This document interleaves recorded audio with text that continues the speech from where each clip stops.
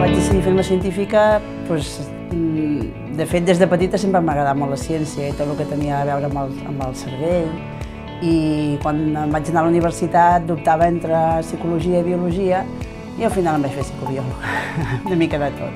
I ja de molt petita tenia curiositat per saber com funcionaven les coses, sobretot el comportament humà.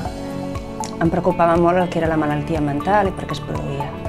Quise ser científica primero porque en mi familia hay muchos científicos, mi mamá es químico y mi papá es ingeniero geofísico. Tuve esa formación y me imagino que por curiosidad, o sea, creo que eso es algo mucho de los científicos. Des de petita jo el que sabia és que m'agradava la biologia humana, però allò de ser metge com que no m'acabava de convèncer.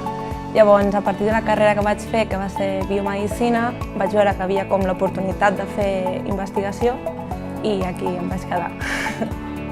Però sí que mica en mica vaig anar descobrint que a mi m'agradava molt la part més de l'àmbit de la salut i concretament la part de com funcionava el cos humà. Llavors una amiga meva em va parlar d'una carrera que es deia biomedicina i era justament el que jo buscava, és a dir, estudiar la biologia humana. When I was like 18 years old, I wanted to become a doctor, like a medical doctor, but I didn't have enough grades. So I also liked biology, so I started to study biology.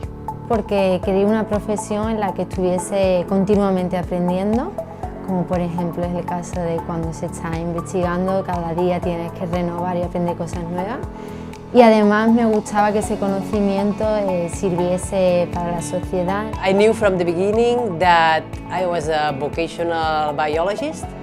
So I chose my degree in biology, then I learned about neuroscience and just not really get into that, visit some labs and then liked research, loved research and then just started my PhD and